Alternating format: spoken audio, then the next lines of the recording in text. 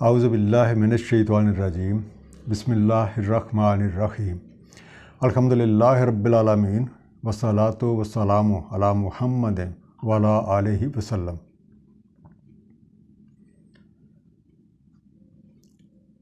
اس سے پچھلے نشست میں ہم نے سورہ یاسین کا مطالعہ مکمل کیا تھا۔ سورہ یاسین کا آغاز ان الفاظ سے ہوا تھا: قسم ہے قرآن کریم کی، آپ بے شک رسولوں میں سے ہیں اور صراط مستقیم پہ ہیں۔ اور آپ کی بعثت کا مقصد یہ ہے کہ آپ ان لوگوں کو آگاہ فرما دیں جن کا ہاں عرصہ دراز سے کوئی رسول نہیں آیا اور اس وقت وہ گمراہی میں ڈوبے ہوئے ہیں۔ ان آیات پر تفکر جو ہے یہ ہماری رہنمائی کرتا ہے کہ ہدایت کا اصل منبع قرآن کریم ہے اور اس کے اصلی معلم صاحب قرآن حضرت محمد صلی اللہ علیہ وآلہ وسلم ہیں، اور مخلوق کے لیے اصل مقصود صراط مستقیم ہے۔ یہ وہ رائے عمل ہے جو اللہ تعالیٰ کی پسندیدہ ہے، اور یہی وہ راہ ہے جس پہ اللہ تعالیٰ کے تمام انعام یافتہ لوگ جو ہیں انہوں نے اختیار کی۔ سورہ یاسین میں اسی رائے عمل کی وضاحت کی گئی تاکہ صراط مستقیم پہ چل کے مخلوق اپنے خالق اور مالک حقیقی کی رضا پالے۔ اس صورت کا اختتام جس آیت پہ ہوا تھا اس کا ترجمہ کچھ اس طریقے سے ہے: تو پاک ہے جس کے ہاتھ میں ہر چیز کا مکمل اختیار ہے اور اسی کی طرف تم پلٹائے جاؤ گے۔ یہ آیت اس حقیقت کی طرف اشارہ کر رہی ہے کہ کائنات میں سب کچھ اللہ تعالیٰ کا ہے اور ہر چیز کا وجود اسی کے دم قدم سے ہے۔ اللہ تعالیٰ نے تخلیق آدم کے ساتھ ہی اس کی ہدایت کا بندوبست بھی فرما دیا تھا، اور گائے بگائے نبیوں اور رسولوں کے ذریعے اس دنیا میں مخلوق کو اچھائی اور برائی کا شعور اجاگر کرنے کے لیے بھیجا گیا۔ ان رسولوں نے لوگوں کو راہ ہدایت کی دعوت دی۔ اس کائنات میں صرف جن و انس با اختیار مخلوق ہے، اور انہیں یہ اختیار حاصل ہے کہ وہ اس پیغام حق کو قبول کریں یا نہ کریں۔ پیغمبروں کے ذمہ صرف پیغام پہنچا دینا ہے۔ ہر کسی کے لیے ایک مہلت عمل مقرر ہے، اور اس کے خاتمے پہ ہر کسی کو اللہ تعالیٰ کے حضور پیش ہو کر اپنے اعمال کا حساب دینا ہے۔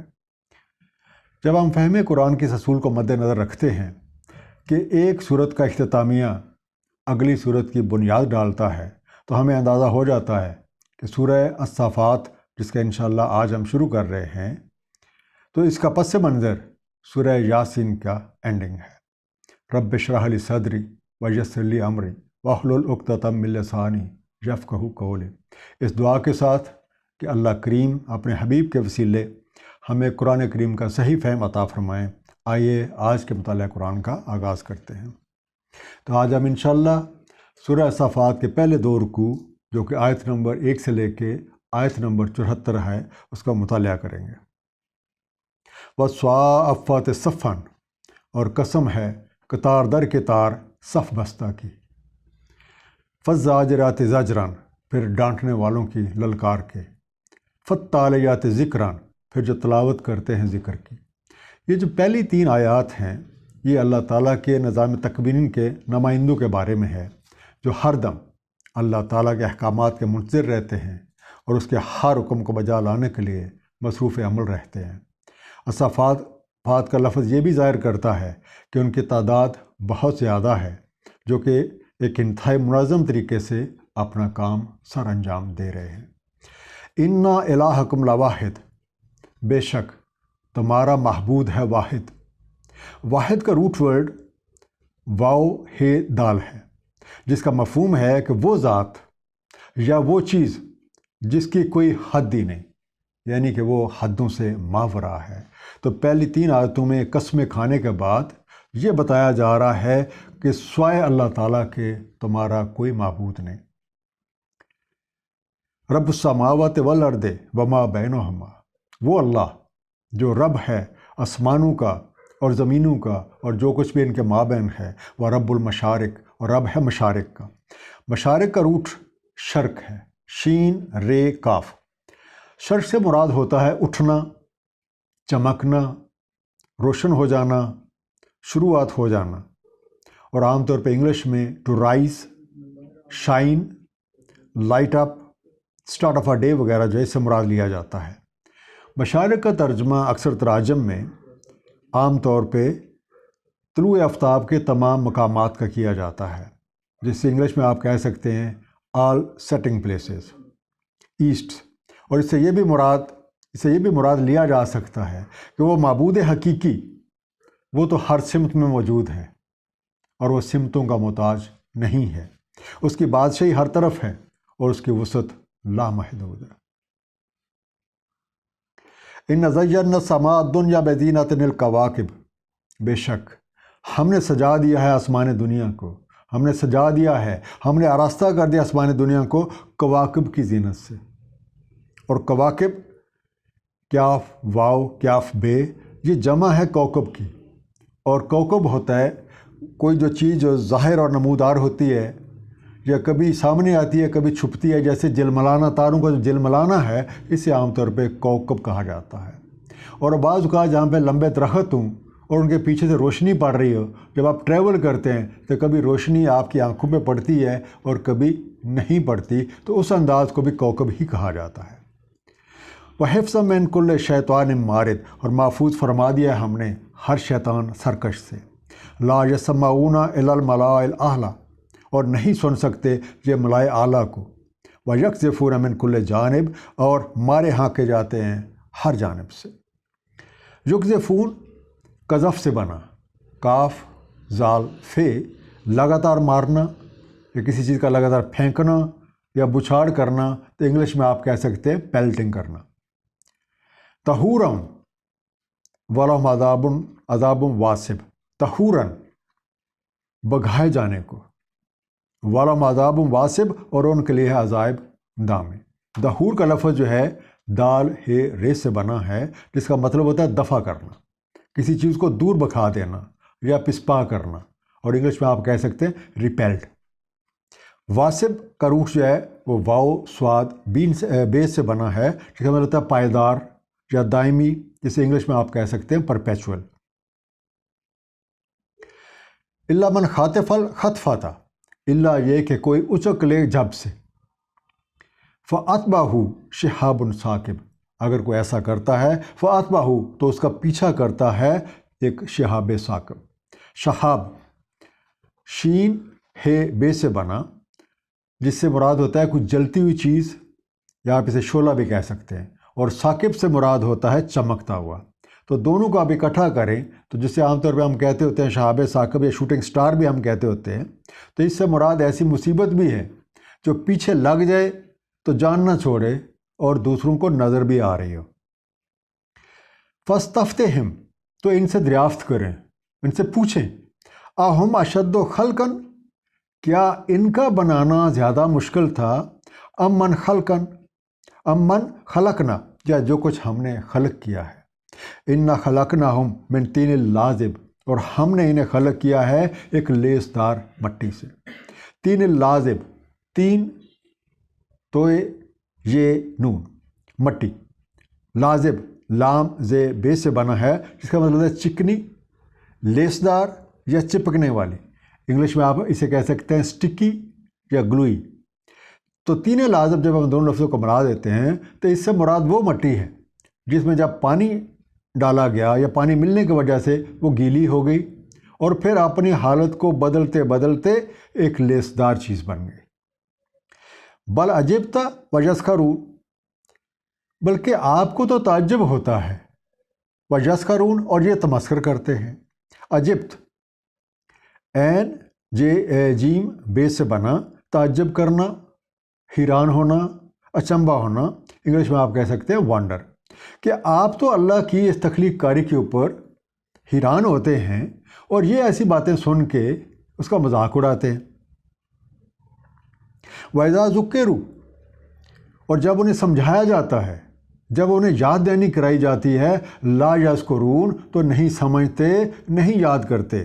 وَإِذَا رَأَوْا آیَةً، اور جب بھی کسی نشانی کو دیکھتے ہیں، یستسخرون، تو اس سے تمسخر کرتے ہیں۔ وَقَالُوا، اور یہ کہتے ہیں، اِنْ هَٰذَا إِلَّا سِحْرٌ مُبِينٌ، نہیں ہے کچھ بھی مگر ایک جادو سری، ایک سحر کھلا۔ اور اب کس بات کے اوپر یہ مذاق اڑاتے ہیں یا کس بات کو سحر مبین قرار دیتے ہیں؟ اس کا اظہار آیت نمبر 16 میں ہے۔ آئذا متنا، کیا جب ہم مر جائیں گے، وہ کننا ترابن، اور خاک و خاشاک ہو جائیں گے، وہ عظامن، اور ہڈیاں، آئنا لمبعوثون، تو کیا ہم نے دوبارہ باعث ہونا ہے؟ تو کیا ہمیں دوبارہ اٹھا کھڑے کیے جانا ہے؟ اب آباؤنا الاولون، اور کیا ہمارے جو آباء و اجداد ہمارے سے پہلے گزرے ہیں ان کو بھی؟ اب ان آیات میں اس بات کا اظہار کیا جا رہا ہے کہ جب بھی حقیقت سے ناآشنا لوگوں کو یہ بات سمجھائی جاتی ہے کہ موجودہ دور زندگی کا جو مہلت ہمیں ملی ہوئی ہے، اس کے خاتمے کے بعد ہم سب کو اپنے رب کے حضور پیش ہونا ہے، اپنے اپنے اعمال کا حساب دینا ہے، اور اس بات کی واضح دلیلیں اور اس بات کی واضح نشانیاں بھی پیش کی جاتی ہیں، تو بجائے اس کے کہ یقین لائیں، وہ اس کا تمسخر اڑانے لگ جاتے ہیں اور ایسی باتوں کو جادو، ٹونے، سحر قرار دے کے کنارہ کش ہو جاتے ہیں۔ کل، کہہ دیں، نام، ہاں، وَأَنْتُمْ دَاخِرُونَ، اور تم بالکل بے بس ہو گئے، اس معاملے میں تم کچھ بھی نہیں کر سکتے، تم چاہو یا نہ چاہو تمہیں ضرور اٹھنا ہے، تمہیں اٹھا کے کھڑا کیا جائے گا اور رب کے حضور پیش ہوگے اور اپنے اعمال کا حساب دو گے۔ فَإِنَّمَا شَاءَ زَجْرَةٌ، بس یہ کام تو صرف ایک جھڑکی ہے، ایک زور کی آواز ہے، ایک للکار ہے، یہ ایک زوردار ڈانٹ ہے۔ فَإِذَا هُمْ يَنظُرُونَ، تو پھر تم اٹھ کے دیکھنے لگ جاؤ گے۔ وَقَالُوا، اور کیا اٹھو گے، یا ویلنا، ہائے خرابی، ھذا یوم الدین، یہ تو یوم الدین ہے، یہ روز جزا ہے۔ ھذا یوم الفصل الذی کنتم بہ تکذبون، یہ ہے وہ دن فیصلے کا جس کو تم لوگ جھٹلایا کرتے تھے۔ یہاں پہ لفظ آیا تھا یوم الدین۔ یوم سے مراد ایک دور، عرصہ، مدت یا کچھ وقت ہے، اور الدین سے مراد ہے آئین، قانون اور ضابطہ۔ جب ان دونوں لفظوں کا ہم ملا دیتے ہیں تو یہ مفہوم بنتا ہے کہ ایسا وقت جب قانون خداوندی کے تحت فیصلہ کر دیا جائے گا۔ عام طور پہ اس کا مفہوم بدلے کا دن یا جزا کا دن لیا جاتا ہے۔ یوم الدین کی تشریح سورہ الانفطار کی آیت نمبر 17، 18 اور 19 میں کچھ اس طریقے سے ہے۔ آیت نمبر 17، وما ادراک ما یوم الدین، اور تم کیا جانو کہ کیا ہے یوم الدین۔ ثم ما ادراک ما یوم الدین، تجھے کیا خبر کیا ہے یوم الدین۔ یوم لا تملک نفس لنفس شیئا والامر یومئذ للہ، جس دن کوئی بندہ، کوئی شخص کسی دوسرے کے کام نہ آ سکے گا، اور اس دن معاملہ ہوگا اللہ تعالیٰ کے قبضہ قدرت میں، سارے فیصلے قانون قدرت کے مطابق ہوں گے۔ احشروا الذین ظلموا وازواجہم، اکٹھا کرو جو رہیں ظلم کرتے، وازواجہم، اور ان کے ہمنوا، وما کانوا یعبدون، اور جن کی یہ بندگی کرتے رہیں ان کو بھی ساتھ ہی لے آؤ، من دون اللہ، اللہ تعالیٰ کو چھوڑ کے، فہدوہم الی صراط الجحیم، تو پھر دکھاؤ انہیں راہ جہیم، ایک آگ کے گڑھے کی، وقفوہم، ذرا روکو انہیں، انہم مسئولون، ان سے کچھ پوچھنا ہے، ان سے کچھ سوال کرنے ہیں۔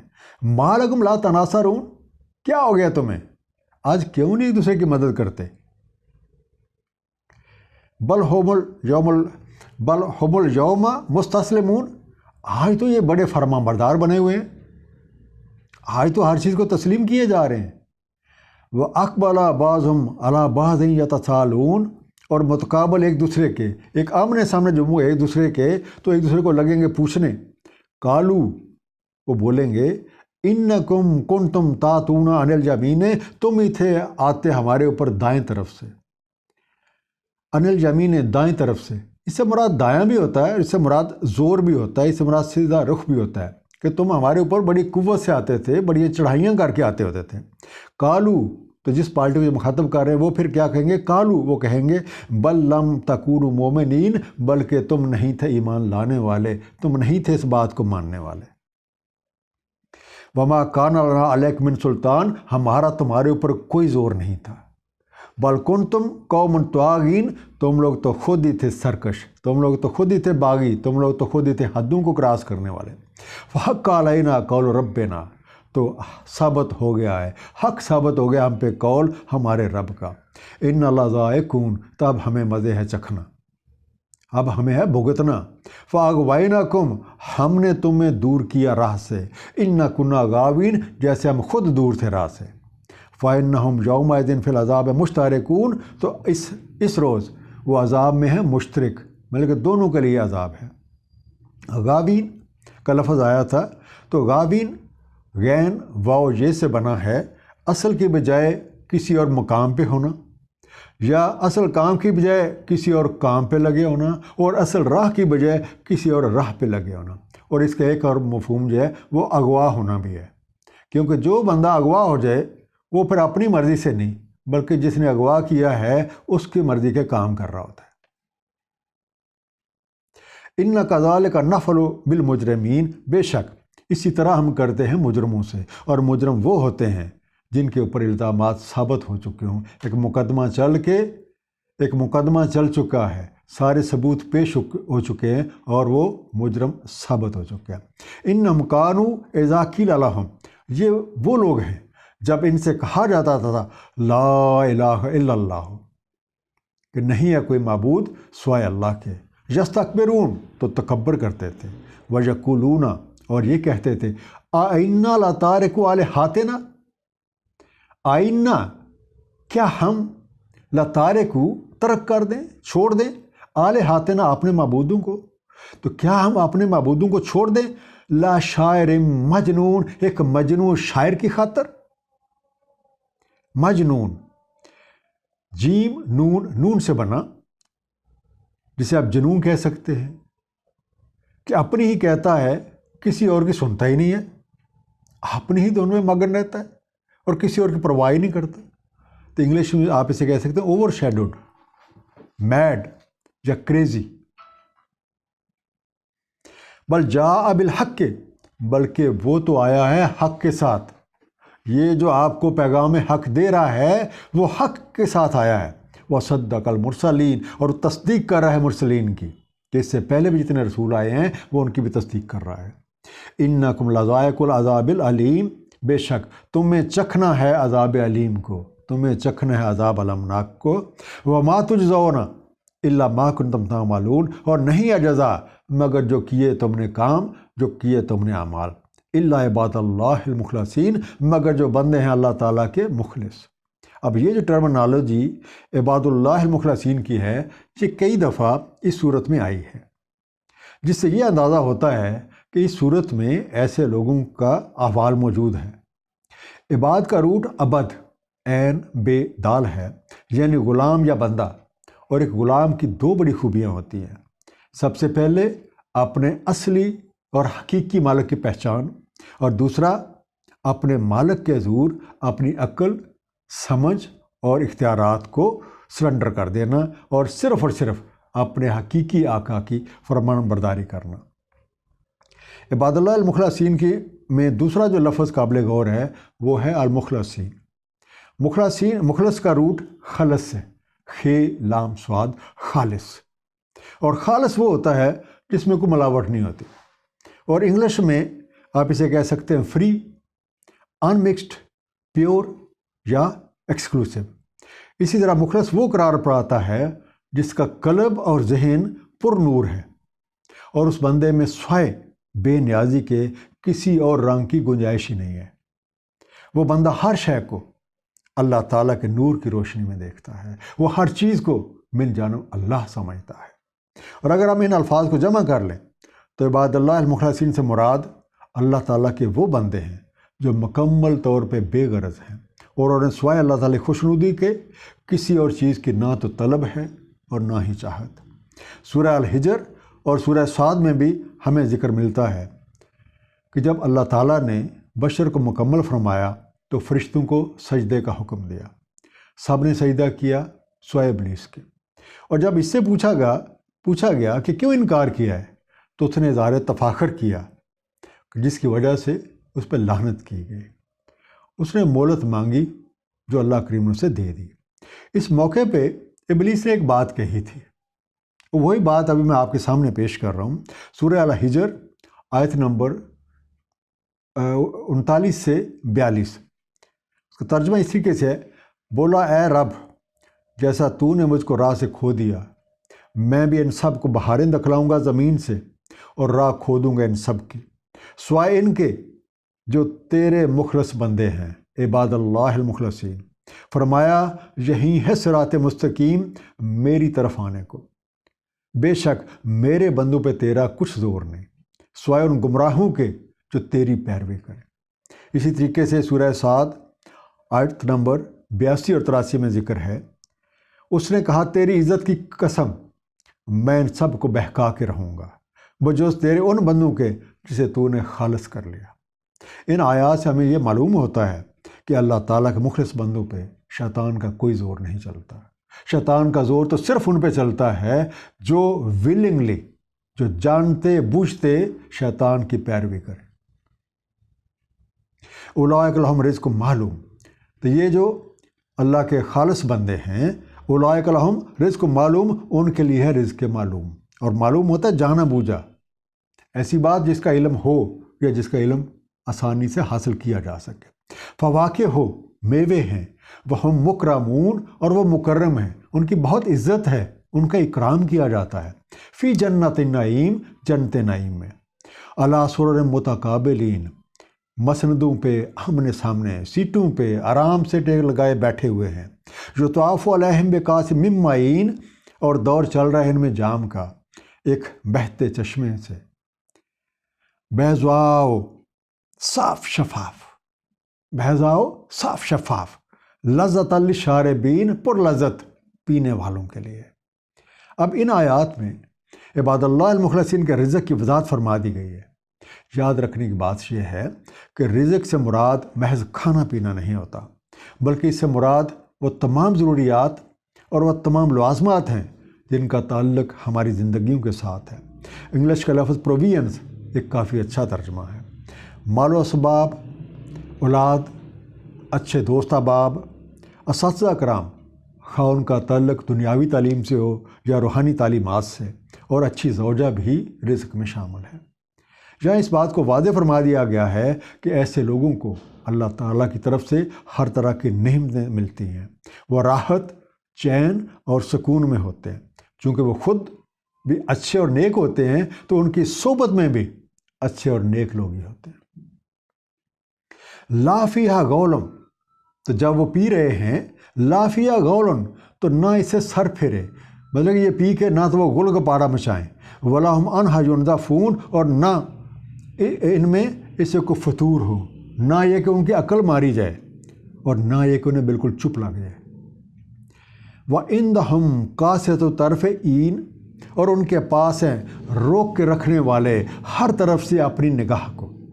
قاصرات، قاصرات کا روٹ ہے قصر، کاف صاد رے، نظروں کو روک کے رکھنا کہ کسی غیر پہ نہ پڑے، ریسٹرین فرام لوکنگ۔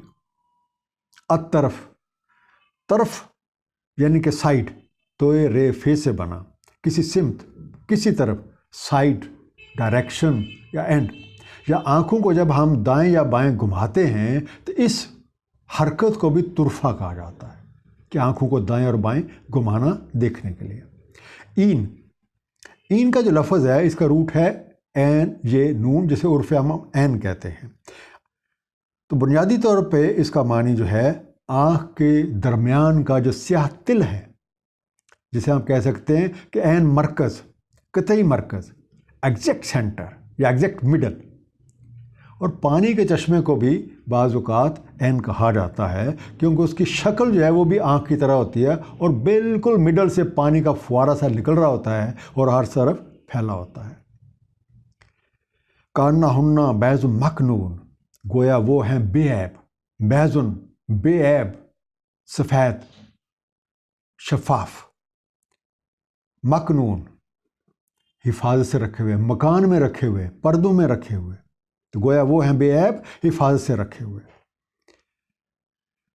اب بیض، بے یہ زوات سے بنا، سفید بالکل شفاف، چمکدار، بے داغ، بے عیب، اور بعض اوقات اس کا ترجمہ انڈا کیا جاتا ہے۔ لیکن غور طلب بات یہ ہے کہ لازم نہیں ہے کہ انڈا سفید ہی ہو۔ مرغیوں کے انڈے بھی ہمیں دو طرح کے ملتے ہیں، اور مختلف جانوروں کے جو مختلف پرندوں کے انڈے جو ہیں وہ مختلف رنگوں کے بھی ہو سکتے ہیں۔ اب سورہ جو آیت نمبر 48 اور 49 ہے، اس پہ غور کرنے کی کافی ضرورت ہے۔ وَعِندَهُمْ قَاصِرُو الطَّرْفِ عِينٌ كَأَنَّهُنَّ بَيْضٌ مَكْنُونٌ۔ اب غور کریں کہ یہ مخلصین کی مجلس ہے، عباد اللہ المخلصین کی مجلس ہے، اور وہ کوئی عام لوگ نہیں، کوئی خاص لوگ ہی ہو سکتے ہیں، اور ان کا کردار ان آیات کے مطابق ہے۔ یہ جو قرآنی آیات ابھی آپ کے سامنے پیش کر رہا ہوں، سورہ الحجر آیت نمبر 88۔ اپنی آنکھ اٹھا کر بھی ان چیزوں کو نہ دیکھ جو ہم نے ان کو مختلف قسموں کو دے رکھی ہیں، اور نہ ان لوگوں پر غم کریں، اور ایمان والوں کے لیے اپنے بازو وا کیے رکھیں۔ سورہ طٰہٰ آیت نمبر 31۔ اور اپنی نگاہیں ہرگز ان چیزوں کی طرف نہ دوڑانا جو ہم نے ان میں سے مختلف لوگوں کو آرائش دنیا کے طور پہ دے رکھی ہیں، تاکہ ہم انہیں آزمائیں، اور تیرے رب کا دیا ہی بہتر ہے اور باقی رہنے والا۔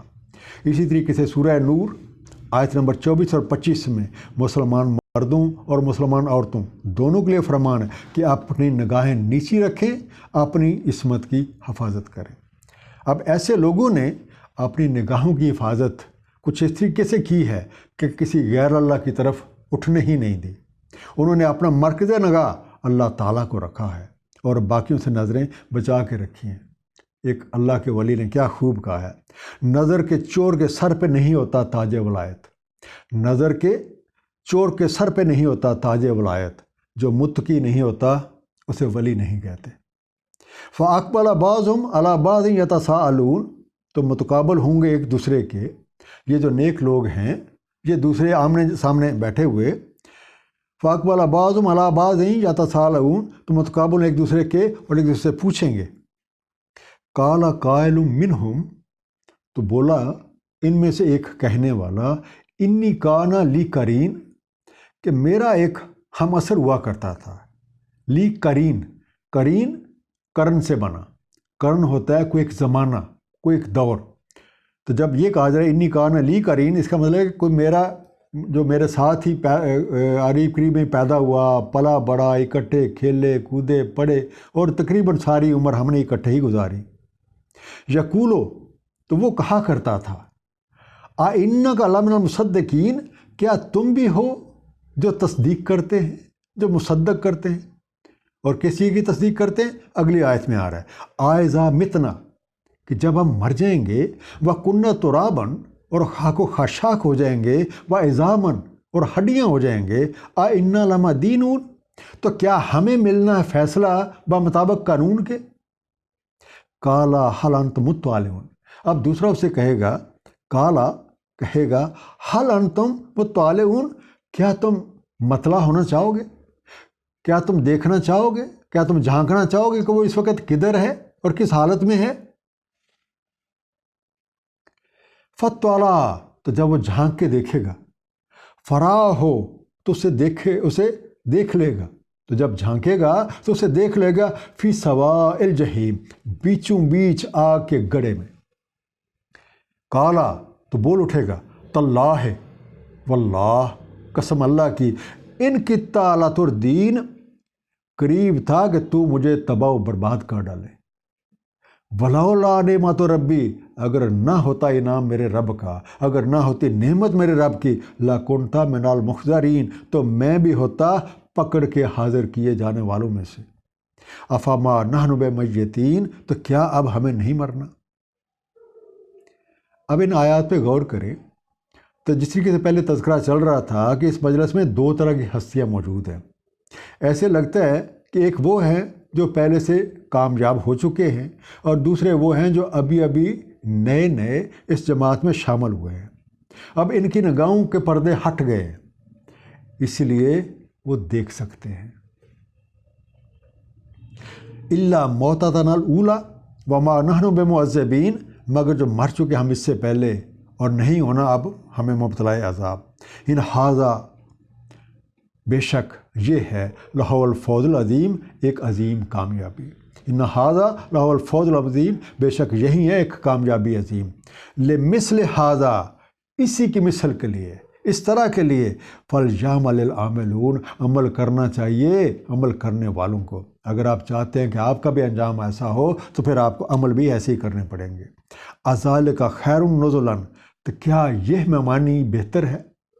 یہ آپ نے جیسے پیچھے احوال سنا ہے کہ کتنی نعمتیں اللہ کریم کو انہیں ملی ہوئی ہیں، تو کیا یہ مہمانی بہتر ہے ام شجرۃ الزقوم، تو یا پھر شجرہ زقوم، چائس آپ کا اپنا ہے، زقوم زے کاف میم سے بنا، تو یہ دوزیوں کی خوراک کی ایک علامت ہے، اور اس سے مراد ایک کوئی ڈیڈلی فوڈ بھی ہوتا ہے۔ قاموس الفاظ القرآن الحکیم، جو کہ سعودیہ سے شائع ہونے والی ایک قرآنی لغات ہے، اس کے مطابق شجر زقوم سے مراد دوزیوں کا کھانا ہے۔ اور زقوم ایک درخت بھی ہے جو تہامہ میں پایا جاتا ہے۔ اس کے پتے بہت چھوٹے، انتہائی کانٹے دار ہوتا ہے، اور اس کا پھل کھانے میں بہت تلخ ہوتا ہے۔ اور اگر دوسرا لفظ اس کے ساتھ شجرہ تھا، شجرہ پہ غور کریں تو یہ بالکل اسی طرح کا لفظ ہے جس طریقے سے ہم شجرہ نسب کے لیے لکھتے ہیں۔ اب آپ کا غور و تفکر انشاءاللہ آپ کے لیے سوچ کی نئی راہیں کھول دے گا۔ اور یہ شجرہ الاخضر جس کا ذکر سورہ یاسین کے آخری رکوع میں آیا تھا، شجرہ زقوم جو ہے یہ اس کے بالکل اپوزٹ ہے۔ اِنَّا جَعَلْنَا فِطْرَةً لِلظَّالِمِينَ، تو ہم نے اس شجرہ زقوم کو جو ہے ہم نے بنا دیا اسے ایک فتنہ ظالموں کے لیے۔ اِنَّهَا شَجَرَةٌ، یہ ایک ایسا شجرہ ہے، تخرج، جو کہ نکلتا ہے، فی اصل الجحیم، آگ کے گڑھے کی تہ سے۔ اصل ویسے کہتے ہوتے جڑ کو یا روٹ کو۔ طلعھا، اس کا جو پھل نکلتا ہے، کانہ رؤوس الشیاطین، بالکل ایسے ہے جیسے کوئی شیطانوں کے سر ہوں۔ فإنہم، چنانچہ وہ والے لوگ جو اس کے مستحق ٹھہرے ہیں، لآکلون منہا، کھاتے ہیں اس میں سے، فمالئون منہا البطون، اور بھرتے ہیں اسی سے اپنے پیٹ۔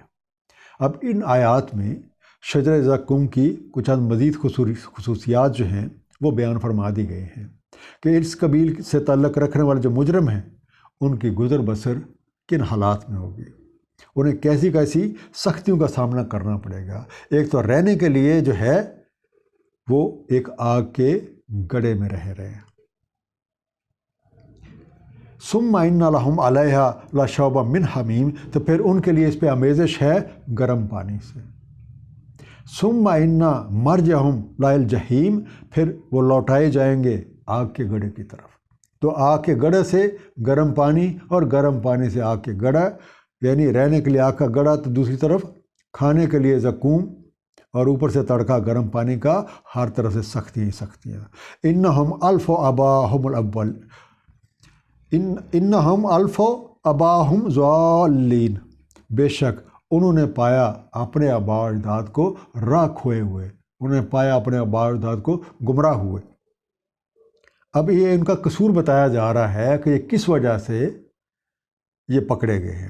فہم علی آثارہم یہرعون، تو وہ انہی کے نقش قدم پہ لپکے چلے، بڑی پھرتی کے ساتھ انہوں نے وہی راہ اپنائی، اپنی عقل کا بالکل استعمال نہیں کیا اور اندھی تقلید کی۔ وَلَقَدْ ضَلَّ قَبْلَهُمْ اکثر الاولین، بلا شبہ گمراہ ہو گئی، چوک گئی ان سے قبل اکثریت اولین کی۔ وَلَقَدْ أَرْسَلْنَا فِيهِمْ مُنذِرِينَ، بے شک حالانکہ ہم نے بھیجے تھے ان میں اپنے رسول خبردار کرنے کے لیے۔ فانظر، تو پھر دیکھو، ذرا غور کرو، کیف کان عاقبۃ المنذرین، تو کیسی عاقبت ہوئی جنہیں ڈرایا گیا تھا، جن کو خبردار کیا گیا تھا اور وہ نہیں مانے تھے، تب پھر کس انجام کو پہنچے ہیں۔ الا عباد اللہ المخلصین، مگر بندے اللہ کے جو مخلص ہیں۔ اللہ تعالیٰ کے رسول اور نیک بندے ہر دور میں موجود رہے ہیں، وہ خود بھی راہ راست پہ رہے اور دوسروں کو بھی اسی راہ کی نصیحت کرتے رہے۔ مان لینے والے یعنی جو ایمان لانے والے ہیں انہوں نے فلاح پائی، اور سرکشی کرنے والے ہر دور میں گھاٹے میں پڑے۔ اب ایک مختصر سا خلاصہ ان دونوں رکوعوں کا، اللہ تعالیٰ نے یہ ساری کائنات تخلیق کی ہے اور وہی سارے مخلوقات کا رب ہے۔ اس کی رحمت بے کراں ہے اور کوئی اس کے وسعت کا احاطہ نہیں کر سکتا۔ اللہ تعالیٰ نے اس کائنات کے معاملات کو چلانے کے لیے ایک انتہائی مربوط اور احسن نظام بنا رکھا ہے، اور اس نظام میں اللہ تعالیٰ کے نمائندے اپنی تفویض شدہ ذمہ داریاں نبھا رہے ہیں۔ کائنات میں دو طرح کی طرزیں پائی جاتی ہیں، رحمانی طرز جو اللہ تعالیٰ کی پسندیدہ ہے، اور شیطانی طرز جو اللہ تعالیٰ کو ناپسند ہے۔ موت وہ حقیقت ہے جس سے کسی کو مفر نہیں۔ جو لوگ مرنے سے پہلے موت کی حقیقت کو جان لیتے ہیں وہ پورے خلوص کے ساتھ اپنی زندگیوں کو اللہ تعالیٰ کے لیے وقف کر دیتے ہیں۔ ایسے لوگ مخلوق سے مکمل طور پہ بے نیاز ہو جاتے ہیں، ان کے دل و دماغ اللہ تعالیٰ کے انوارات سے روشن ہو جاتے ہیں اور وہ عباد مخلصین کہلاتے ہیں۔ اور موت کی حقیقت نہ جاننے والے اسی مخمصے میں پھنسے رہتے ہیں کہ مرنے کے بعد کس طریقے سے اٹھایا جائے گا، یہ کیسے ممکن ہے، اور اکثر اس حقیقت کا انکار اس لیے کرتے ہیں کہ یہ بات کبھی آباء و اجداد سے سنی نہیں تھی۔ تو کوئی اسے جادو قرار دینے لگتا ہے تو کوئی من گھڑت داستان۔ موت سے غافل اپنے انجام سے غافل ہو جاتا ہے اور اسے بھول جاتا ہے کہ مرنے کے بعد اللہ تعالیٰ کے حضور پیش ہو کر اپنے اعمال کا حساب دینا ہے۔ اللہ تعالیٰ ہم سب کو مرنے سے پہلے موت کی حقیقت کو جان لینے اور عباد مخلصین بننے کی توفیق دے، آمین۔ صدق اللہ العلی العظیم، صلی اللہ علیہ خیر خلق سیدنا محمد وعلی آلہ وسلم۔